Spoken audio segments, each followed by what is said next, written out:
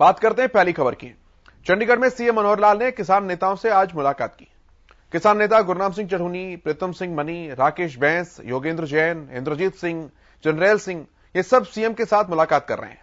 किसानों की कई मांगों को लेकर इस दौरान चर्चा भी उनके बीच चल रही है और यह मुलाकात ऐसे समय में काफी महत्वपूर्ण मानी जा रही है जब कल संयुक्त किसान मोर्चा भी महत्वपूर्ण बैठक करने जा रहा है। वो बैठक जो कि किसान आंदोलन के खात्मे की घोषणा भी कर सकती है।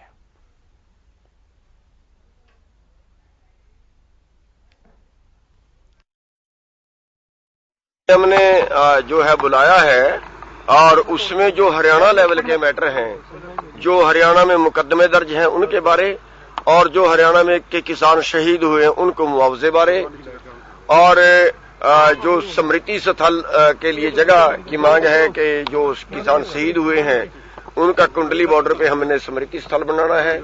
तो इन सभी मुद्दों पे बातचीत होगी जो हरियाणा सरकार के लेवल के। मुख्यमंत्री से मिलने जब गुरनाम सिंह चढ़ूनी और तमाम नेता पहुंचे तो उन्होंने क्या कुछ रिएक्शन दिया था, ये हमने आपको सुनवाया। अब जानते हैं हमारे संवाददाता रवि कालीरमण से कि आखिर क्या कुछ वहां पर चल रहा है। रवि, आपसे हम जानना चाहेंगे क्या कुछ सूरत हाल है।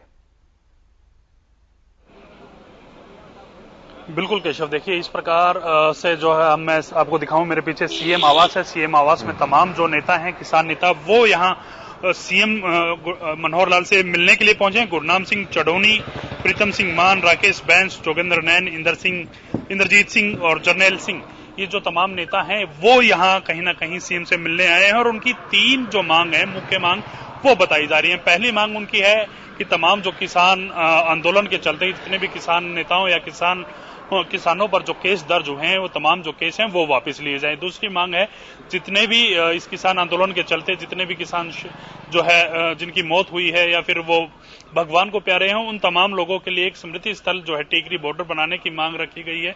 और ऐसे ही जो किसान जो इस आंदोलन में मरे हैं उन तमाम लोगों के लिए सरकारी नौकरी का प्रावधान या फिर कुछ और जो उनके परिवार वालों के उनके रोजगार और रोजी रोटी के लिए जो काम चलाता रहे, ऐसा रोजगार उनको दिया जाए।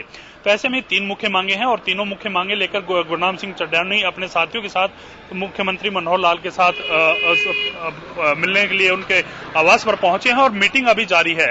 हालांकि एक सबसे बड़ी बात यह है कि कल जो है जो किसान नेताओं की मीटिंग भी यहाँ होनी है और कहीं ना कहीं जिस प्रकार से आज की ये मीटिंग जो है मुख्यमंत्री मनोहर लाल के साथ हो रही है, तो ऐसे में इसके अलग मायने निकाले जाएं। किस प्रकार से अगर ये मुख्यमंत्री तमाम तीनों चीजें मान लेते हैं या तीनों मांग मान लेते हैं तो किसान आंदोलन का अगला रूप क्या होगा? क्या किसान आंदोलन खत्म होगा या फिर जिस प्रकार से राकेश टिकैत लगातार कहते रहे कि जब तक एमएसपी नहीं तब तक घर वापसी नहीं।